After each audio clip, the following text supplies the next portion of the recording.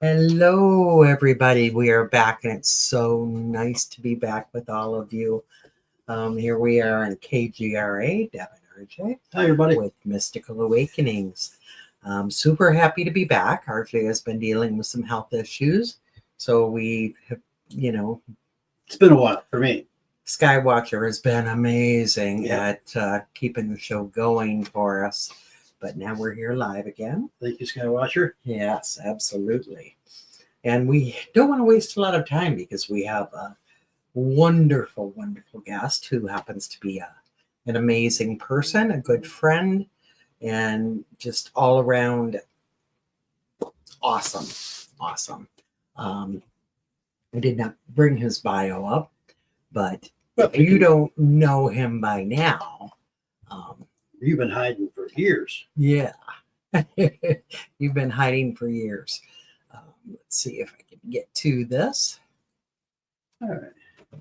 Bill Konkolesky has been the state director of the Michigan chapter of the Mutual UFO Network since 2004.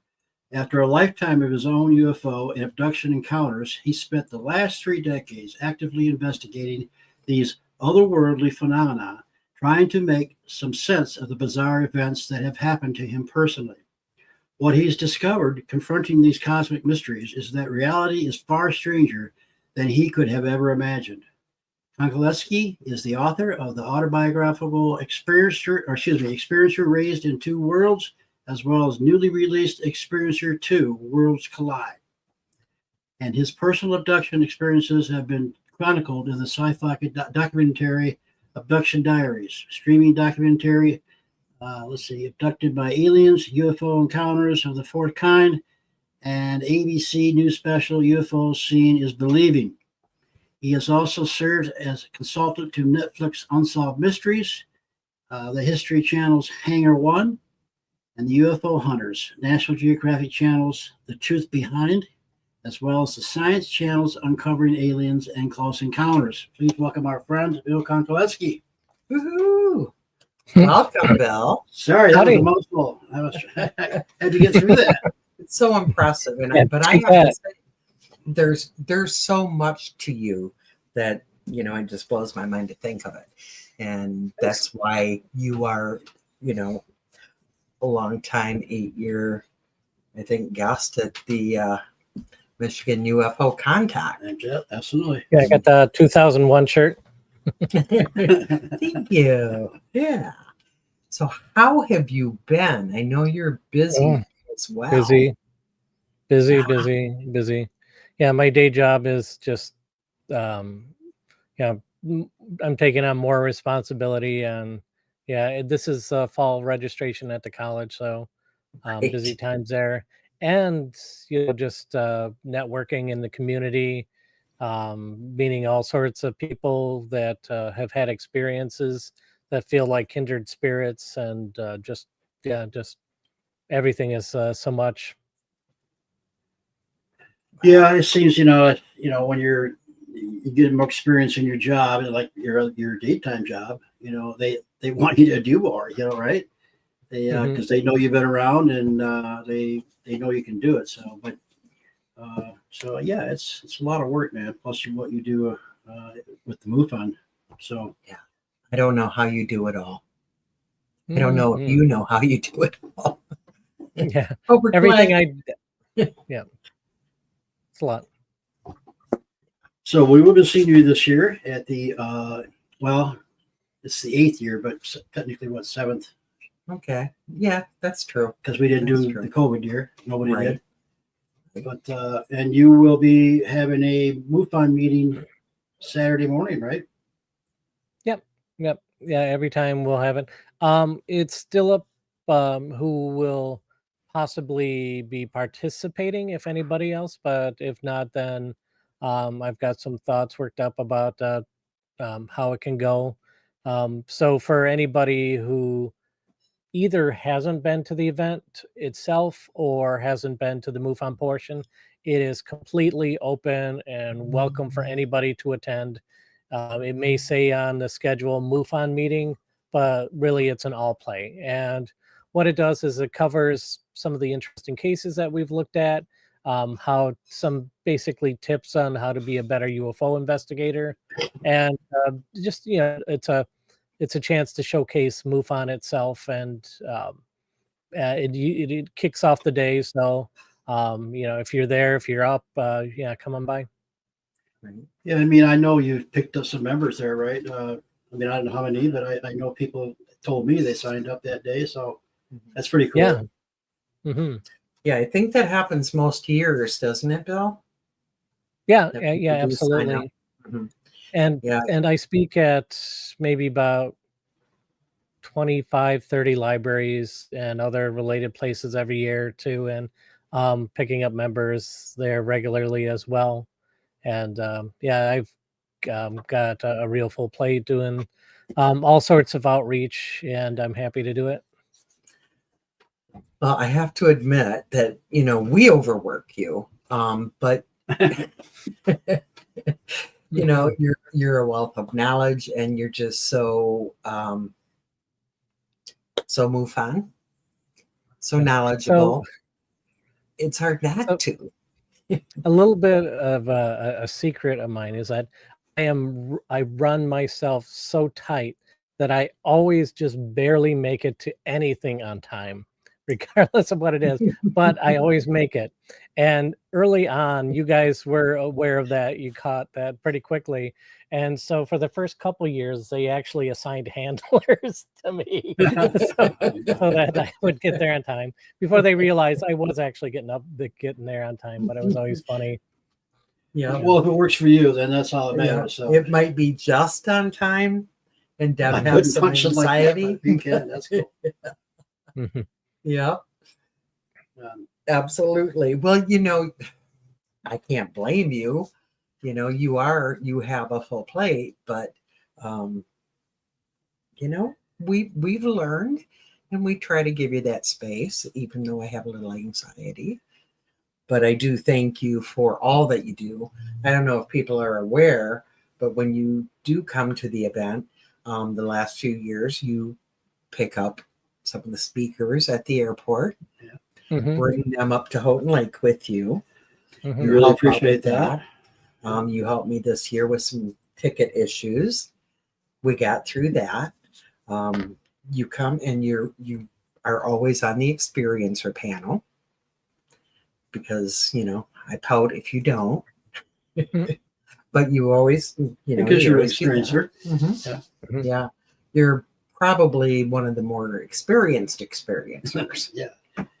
Yeah, as I always say, that UFOs took an interest in me before I took an interest in the subject. Right. Yeah. And we always ask you this, Bill, but tell our audience again, how many years have you been the director of MUFON in Michigan?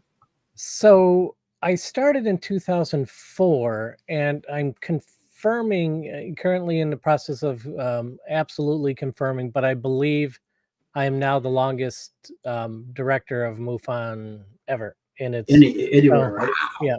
So MUFON started in 1969. I have not been around since 1969. I've been a member since the 90s and doing the state director thing since 2004. And MUFON tends to wax a little bit older in its membership. And I actually am still younger than most of the members were when they joined originally. So okay. so if I can keep trucking, yeah, have a record that's absolutely unbeatable. I'm curious though, how were you perceived when you started doing this? Because you were an experiencer. I know things have kind of changed over the years, but were they a little leery about that? Or were they, because I know at times, back in the day, it was pretty cut and dry, right? And it wasn't really the experiencer part of it. I mean, it was just, it was just the, that I know of. I don't know if that's true or not, but. When you say they, are you referring to folks MUFON. in MUFON? Okay. Yeah. Well, yeah. what got me into MUFON, first of all, was talking about a sighting that I had. That's just the way I sort of like put my toe in, Right. which is it was February 1989. Me and two friends were in his Chevette. It was 9 p.m. This buddy of mine in his Chevette. We were waiting for another friend to get off of work. This was in Sterling Heights, Michigan. And this blue ball of light, about the height of two telephone poles, flew slowly over the car that we were in. Then it disappeared. Then this white ball of light came and ping-ponged all over the sky, disappeared, and then a red ball of light grew to the size of the full moon, which is very large, and shrank and disappeared. And me and my two friends were like, okay, so what now? What do we do now? One of my friends says, oh, we should tell the police. I'm like, yeah, we're high school seniors. We were high school seniors. We're going to tell the police. Right. And my other friend says, well, maybe we can tell Selfridge Air National Guard Base, which wasn't too far off. I'm like, okay, so you're not going to tell the police, but you're going to tell the military? And so it was actually a few years after that that I even found out about MUFON. And it took physically going to the Center for UFO Studies in Chicago to tell them about some of the stuff that they said, why don't you tell your state MUFON chapter? And I was like, what's that, MUFON? So when I went and I told this story, I was like, wow, they're very receptive. They seem very knowledgeable about the subject. And I said, well, this UFO sighting maybe isn't the only thing that happened to me. And then I mentioned that my first memory at age 2 is of a little gray guy coming in and staring at me from the foot of my crib. And then it turned out that Shirley Coyne, the state director at the time, she was also an experiencer. In fact, at the time, she was the head of MUFON's abduction research team. So they did actually have a group at that time already that was looking into this. And so she was very interested in the rest of my story, which I was more than glad to tell. And yeah, I stayed on board. What's funny is about my friend's Chevette, because I see the comment there, that was actually his second Chevette. He had a thing for Chevettes. When I saw that, yeah, I had actually when I hired into GM, I bought 2 cars, and they were both Chevettes. Kind of his and hers, and one was a stick shift and one not. But those cars ran forever. The bodies fell apart, but they had great engines. Yeah, so a lot of experience with the Chevette. Yeah.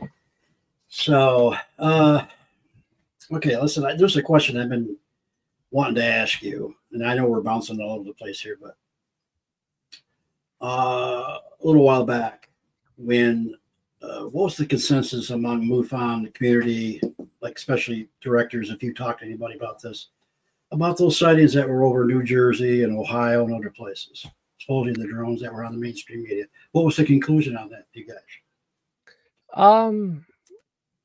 Mystery might be the word to sum it up in a word. Kind of interesting that you bring this up in July. So it was just about a month ago. MUFON had its international symposium, which is its own big UFO convention, and it was in Covington, Kentucky. And there was a panel talking about, it was mostly broad subjects on the phenomena. It was close to wrapping up the weekend. And I was curious what this group of people up on the stage had to think about it. So I asked them. Wow. And yeah, there was really not much of a consensus on the whole thing. I can say a few things about it that I believe that they seem to agree with me on. Is, first of all, that this thing was blown way out of proportion very quickly. mishandled, absolutely mishandled by upper government officials. To me, it felt like they were doing a test of the population to see how they would handle a possible UFO event. Right. Maybe like a modern take on War of the Worlds, Yeah. where where it's out sort of front and center in the public, some UFO mystery, it's novel, people don't know what's going on. And then elected officials all over the East Coast were getting all excited about this and saying like, hey, we're not getting straight answers on this. Something's going wrong here. Right. And nobody's talking about it. And the subject got bigger and bigger and bigger until it just one day, poof, disappeared. Yep. Absolutely disappeared. And it wasn't the first time. A couple years prior to that was the whole thing with the balloons, Yeah. like the Chinese spy balloon and then balloons all over the place. And the thing about the drones was this follows a pattern that we've tended to see just in MUFON in the UFO subject. Once a particular term catches on, everybody else starts to use it. And in this case, when the first people started to see drones, maybe they were seeing drones. And then people were seeing planes they couldn't identify, calling them drones.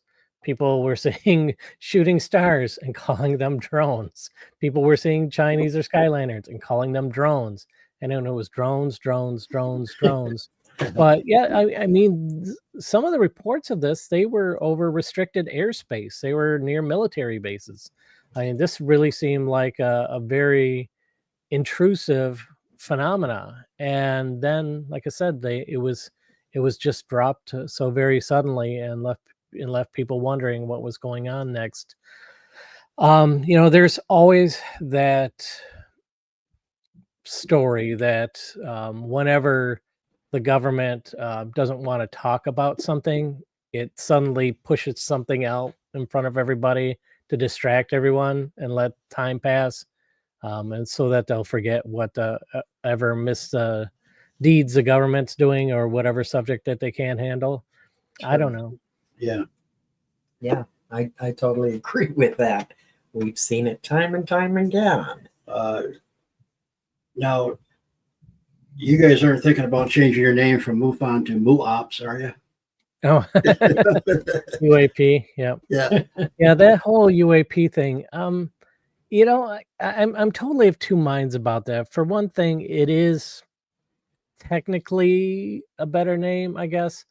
UAP originally meant unidentified aerial phenomena, and then at some point when nobody was looking, it changed to unidentified anomalous phenomena, which could be anything.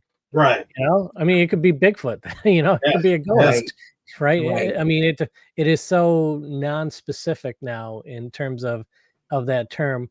But I believe that the reason that term started to come up, you notice it was being pushed by the military, by the government, and it was a way for them to say, if you want to sit at the big kids table and have a serious discussion about this, we're rebranding the phenomena as if they had the authority to do so. We're calling it this new thing now.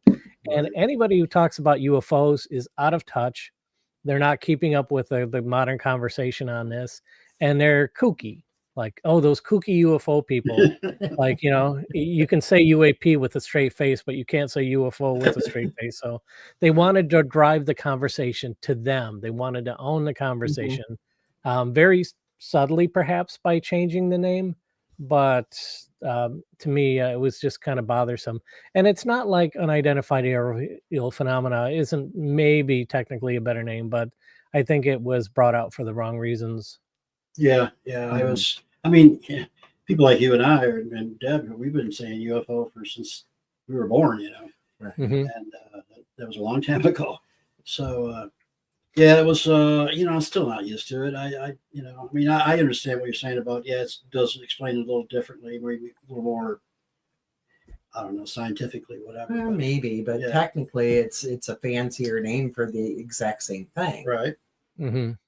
So, I totally go along with you on that, Bill, that it's more them saying, okay, this is ours. kind of rebranding to make it more theirs. But yeah, it is what it is. And, you know, we deal with UFOs.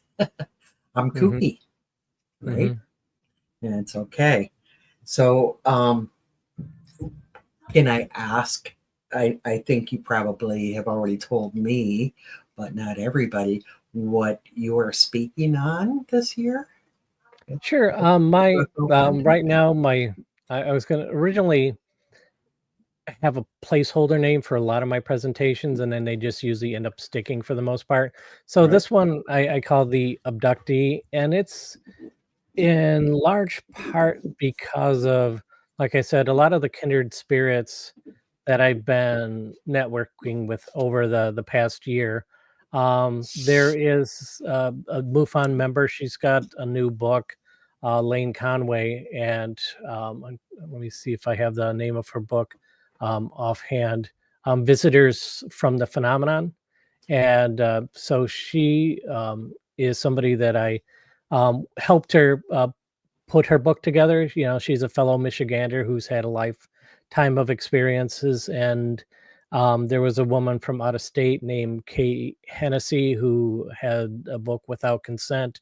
Eric Nansteel, that's a name might be heard a lot more in the upcoming weeks. He has a book, Angst in the Shadows. I met him at the MUFON Symposium. Now, with Eric, the thing with him was that he approached MUFON's experience or resource team, says, "Hey, I've had these visits from Greys, etc., all my life, and it runs in the family, and I want to share my experiences with you." Well, just so happened that Ancient Aliens wanted to do a show on a new episode on the phenomena, and Eric's story was chosen as one of two people to be featured, and that's going to be on September 5th on the History Channel. So that Ancient Aliens is going to be experiencer focused. And so I read his excellent book, and it just feels like I've been in touch lately with a lot of people who were on the same ride as me. You know, Deb Cobble is definitely somebody that I consider to be on the same riding the same bus as I am, and so it's always great to experience her wisdom in the phenomena. Right. And there's some aspects of the phenomena I don't think get discussed as much, and I just wanted to sort of talk about some of the things. I'm not going to spoil anybody else's stories, let Right. people read their books and things like that. But I do think that we're in a moment where new faces are popping up who went through the challenging side of the phenomena, who were taken several times throughout their lives without consent to take the name of Kay's book. But people who still into their adulthood who've had this experience all their lives don't really feel close to an answer, don't really feel comfortable with any sort of explanation that's given. Nothing quite fits except the mystery that they're taken. They're to use Jim Sparks. He's a well-known experiencer. He talks about the aspects of it, the fear, the isolation, the confusion. And I think that with somebody that can ride through a storm, that they come out on the other side, it's like whatever kills you, doesn't kill you, makes you stronger, kind of a thing. Right. There's a deep rooted, authentic spirituality that can grow in the soil of an experience like this, where it consumes your life in many ways because you have no control over it, and it affects so many of the ways that you feel about yourself and life and the universe, whatever. And Absolutely. yeah, and it's just that particular journey is a unique journey. Some people have a pleasant journey, some people work through their journey. And yeah, the part of it where the folks have to work through it, I think is something that deserves a spotlight, because really they're veterans of the phenomena. They're the ones that they didn't ask for this, they don't seek it out, and they know that the phenomena is not yet done with them. And they have nothing to gain too. Reverend Michael Carter said that he was called in to do the recordings on that show too. So I'm not sure. Yeah, Ancient Alien? Yeah. Oh, yeah. Okay. He did it a month ago or 2 months ago. Whatever they did. It's all about experiencers. Yeah. So, it's interesting, Bill, that you say some people have a pleasant journey. Some people ask for it. Do you see that that's the case? I mean, I can't say that mine has been unpleasant, but it certainly has the downside as well. The without consent. For many of us, that's very traumatic. So even when it's a nice experience, it can be very traumatic. So I'm just trying to throw reality out there. Okay, so let me approach the answer like this. So prior to the term abductee and abductions, when people were talking about people who had the phenomena, they were talking about contactees. And the contactee phenomena often was tied into people that sort of jumped on a bandwagon of other people that were having legit experiences. And then they would just sort of tell their fanciful tales about how they hung out with Jesus on Venus and things that were tough to prove, and just very kind of out there. And so when you had the new era of the phenomena with the Betty and Barney Hill, the Travis Walton, and moving on from that, and then all the work of Bud Hopkins and Whitley Strieber, John Mack, and David Jacobs, regardless of where on the scale you are with seeing positivity or negativity with the phenomena, that common term was abductee and abduction. And then some of the people said, well, I'm not always taken, so I'm not always abducted, so I don't feel like an abductee. Right. And then the term experiencer sort of rolled in and became common lingo, and then that was the primary term. Though the thing about experiencer, it's like saying unidentified anomalous phenomena. It's unstructured. And being an experiencer started to mean everything from being yanked out of your bed in the middle of the night and being experimented on, to somebody saying, I had a dream about an owl once when I was 16. I'm an experiencer. Right. And, it's not that everybody's journey isn't something to respect, as as they grow and they get something from out of it. But if you have somebody whose primary or exclusive take on the phenomena is, say, channeling or transmediumship, then they're getting wisdom without pain. Okay. And so there's a positivity there. They can plug in and they open up to their antenna to the universe. Wisdom, love, etc. flows into them, flows out of them. They share it, and that's a great and wonderful positive thing. To me, what I have found difficult to watch is I'm on a number of different Facebook groups where people come together and talk about the phenomena. And those who've had positive experiences, their reaction, and this isn't a blanket statement, but I've seen this many times, their reaction to those who say, the response tends to come out as from the people that have only had positive experiences. They will say to these people that are struggling, oh, you're just not on a high enough vibration. You Right. just don't understand what the phenomena is all about. The worst case, the one that really got to me, is when somebody who was having these positive experiences said to somebody who admitted they were struggling that they were uneducated. And Wow. so it becomes difficult, because I mean, some people, not everybody is in the same lane.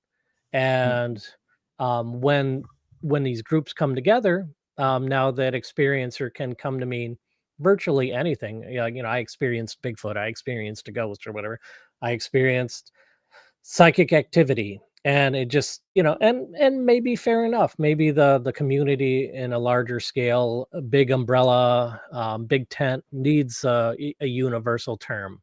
Like, I've had something happen to me, we're all experiencers. So it sort of paints the people that have had the struggles into a corner, saying, well, back when we were all abductees, this was, and you pull out the sheet, that meant this and this and this and this. And so you find people sort of retreating into that terminology, that victim laden terminology, to find their safe place from people that are probably meaning well, but don't understand that what they went through isn't what somebody else went through. And I'm just going to pull another phenomena into this, which is the 20 and back phenomena. I admit I have nothing to say about that. I have no idea what's going on there. I'm not going to support it without, to me, the type of evidence that an organization like I'm in looks for. I'm not going to debunk it simply because it's something that's intangible. I just, I'm like, oh, that's another category. That's another, the 20 and back people. And you could probably say they're experiencers as well. They're experiencing, I have no idea what that's like. And, I also don't really know what it's like to just be given essentially free wisdom. I just know what it's like to get yanked, thrown on a table, and scared. Right. And Right. then to be able to overcome that, to work my way out of, I was shy as a kid, whatever, to work my way out of the shell, to be able to tell my story so many times that, I've overcome any sort of hesitation in being able to talk about it openly. In fact, I remember, it was kind of funny. I was on this one podcast several years ago where it was out of England, and I'm not sure that, I don't remember the name of it, but the hosts were, asking like, oh, tell us something about yourself. I said, okay, I'm state director of a MUFON chapter. And they're like, MUFON, what's that? I'm like, interesting that I would be invited on a show for people who didn't know what MUFON was. Right. So I'm like, okay, this is what we do. We investigate UFOs. And they're like, really fascinating. Are you a big group and stuff like that? So I'm telling all about that.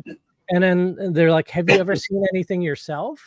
And so I'm like, okay, if they don't know what MUFON is and they don't know my background story, how did I ever get on this show? Yeah, how'd you get on the show? Why did they invite me? And so I started talking about some of my encounters, which I'm sure I've said several times in this podcast, other podcasts, at Contact, other conventions. So I start talking about some of the things that happened to me as a kid. I'm age 7. I get taken aboard. I get this scar on my arm. I still have the scar, things like that.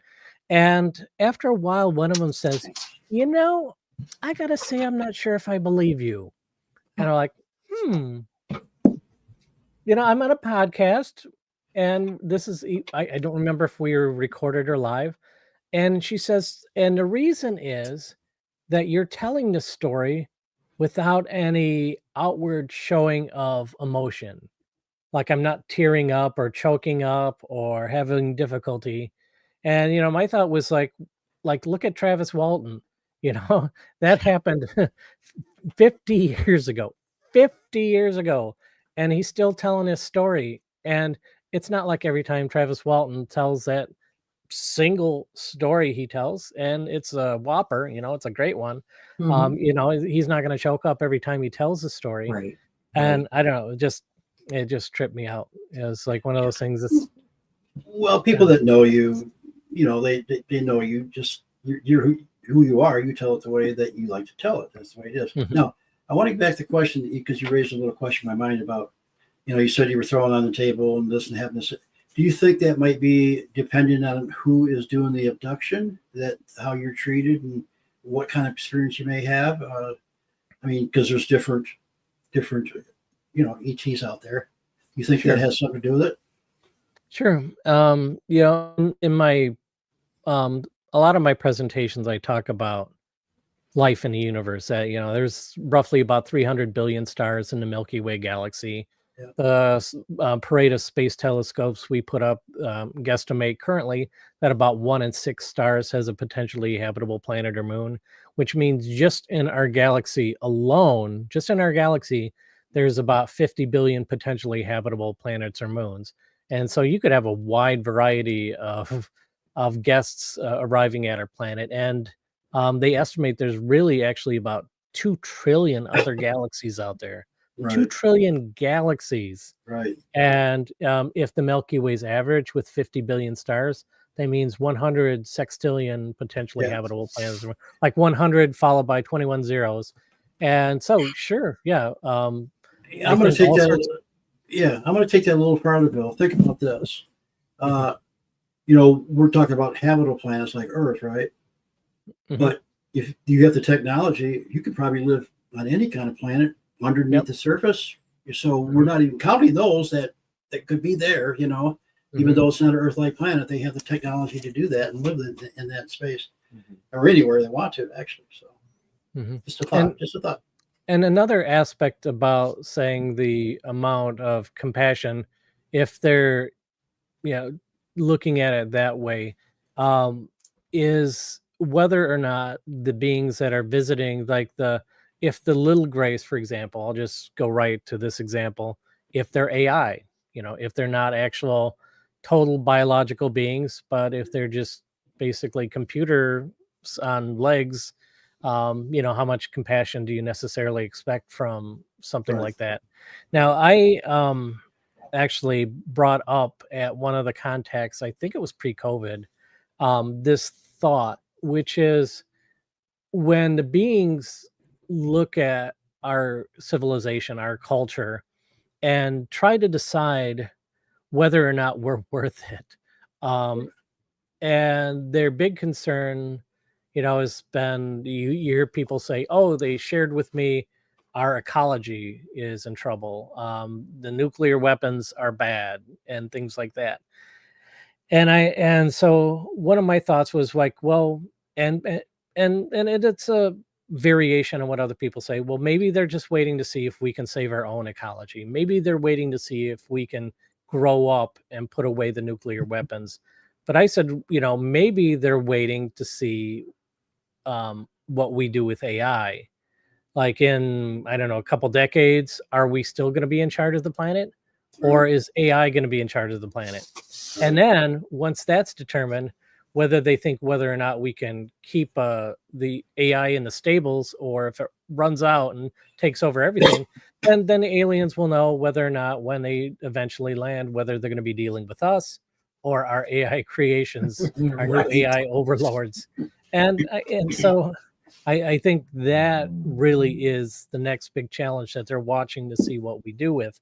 And it's very possible. And almost when you think about it, it would be very hard to believe that a species that could travel here, either from a long distance across this galaxy, other galaxies, interdimensionally through time, wherever all of these beings are coming from, to think that they wouldn't have a really rockin' AI. You would have to think that that would be obvious, unless they got scared and just said, unplug it. We don't need that. That's crazy. But probably, any civilization that comes here, that is an integral part of their technology, their AI. And I don't hear a lot of people applying that into the discussion about the phenomena. I don't think that people, say 50 years ago, were thinking that much. Like, maybe they thought like, yeah, it's like Star Wars. They could have droids walking around doing their thing or whatever.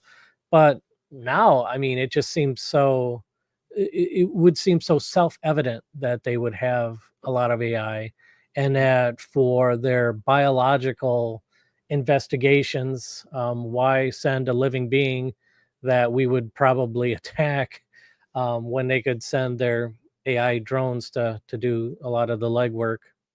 Mhm. Yeah, there's a lot of literature out there or research that's been done that that has said that actually AI has been here before in past civilizations and it didn't go so well. So Mm-hmm. I think that that's a part of the evolution to get to a higher state is one to realize there's life out other than here that would raise everybody's consciousness. Plus, I think AI is part of that ascension and what you do with it. Like you said, it could rock or it could go bad, depending on how you use it. So, Right. so we'll wait and see. But it's here. There's no doubt about it. People are using it now. So, Amen. Yeah, it is here, and who knows what's going to happen. But my heart, Bill, and I'm still stuck on that podcast that you did.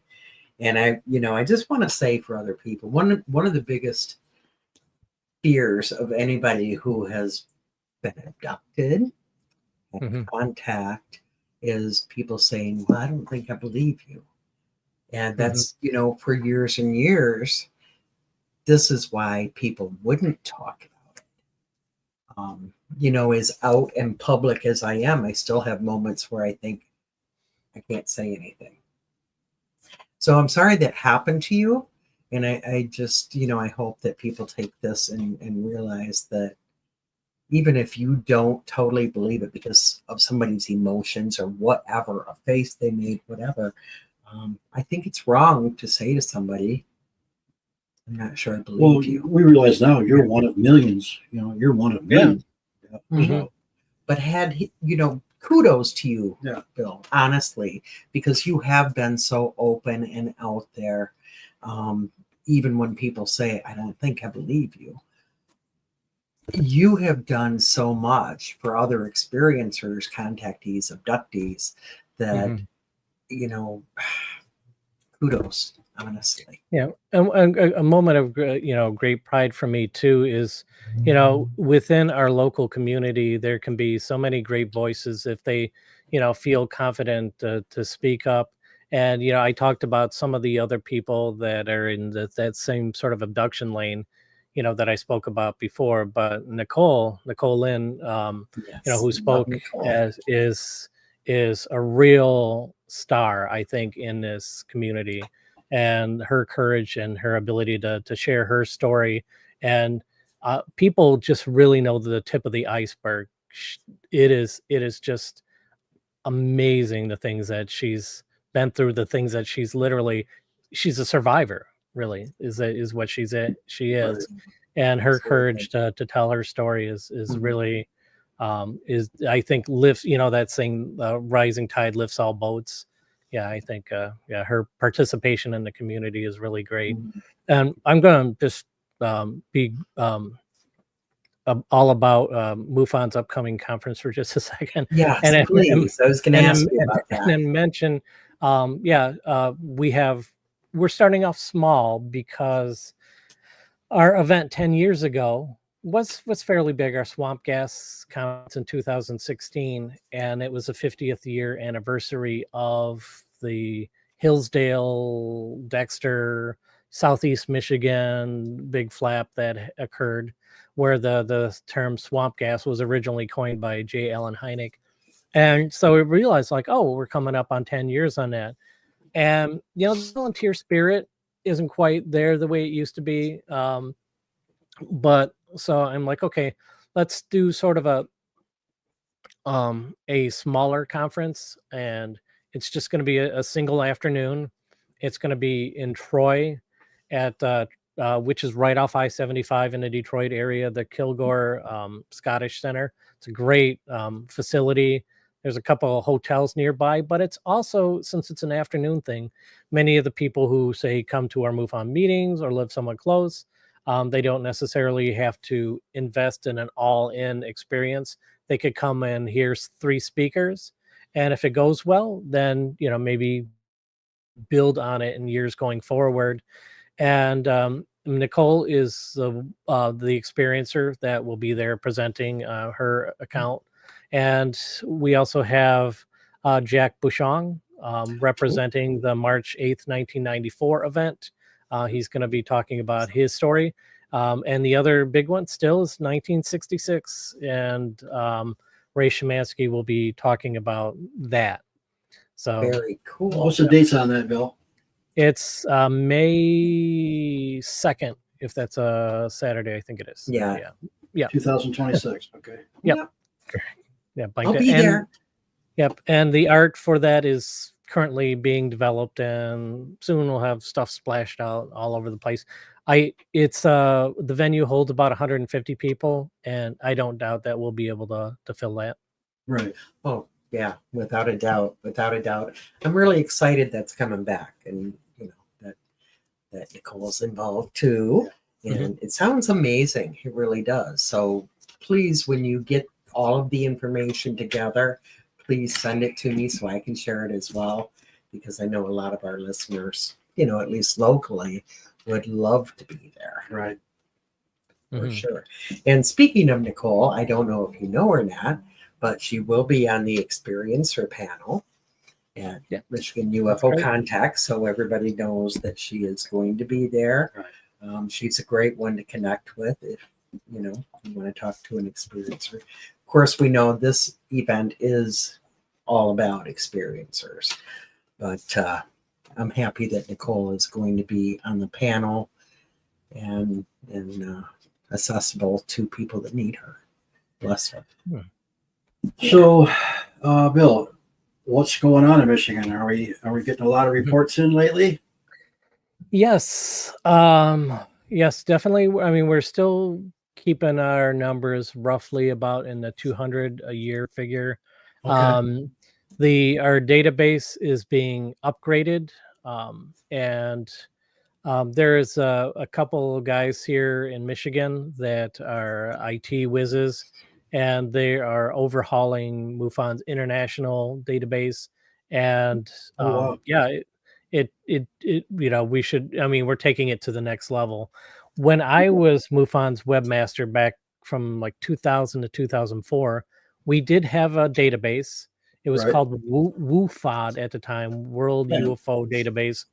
And Don Weatherby and Wendy Bond were the names of the folks that ran it. And then in 2010, that got updated to what we call our case management system, CMS. And now it's time, 15 years after that, to make next big leap forward. And so to make it easier for folks to make their reports and streamline everything, to make it easier to get back with witnesses and collect and analyze data. Speaking of AI, I just, the thought of applying AI to, crawl some of our data and come up with correlations, I think that's going to produce some pretty mind-blowing things. Right. Yeah. So you actually have connection all around the world, right? If something happens, you can get into it and check it out. Best answer, yeah. I think what you're. I mean, that's your goal anyway. Yeah. I mean, yeah. Mm-hmm. We're in 40 countries. MUFON is, and our biggest footprint is clearly in the United States. Other countries have their own homegrown UFO groups, but I mean, we got a pretty good outreach, and so we're getting stuff from around the world. Oh, cool.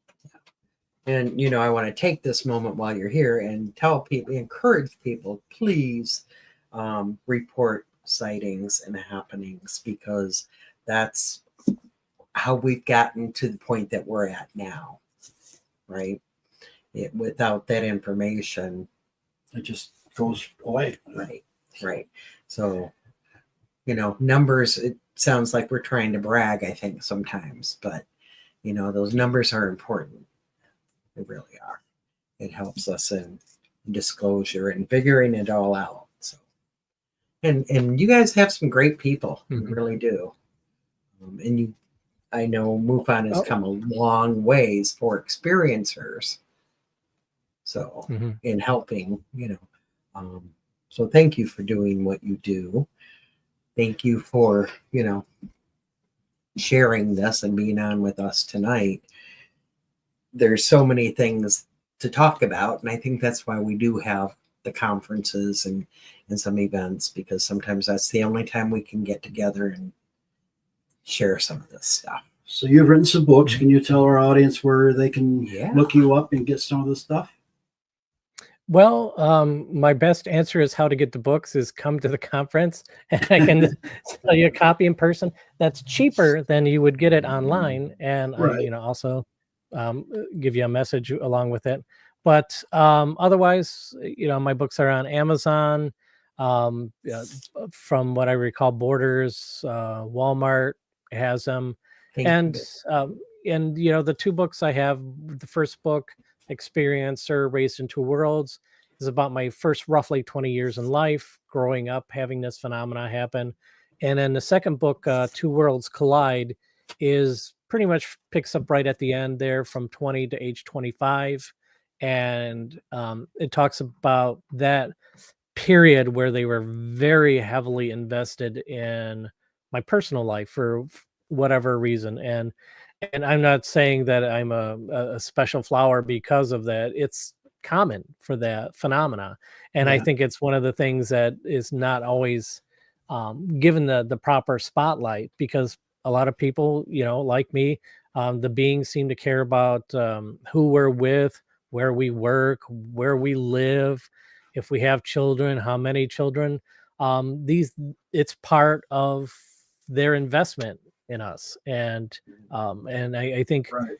it takes a long, patient description of how that works in order for people to get it. And that was the purpose, the intent of my second book, is why they seem to care about these, lackluster lives we seem to have for, in our own estimations.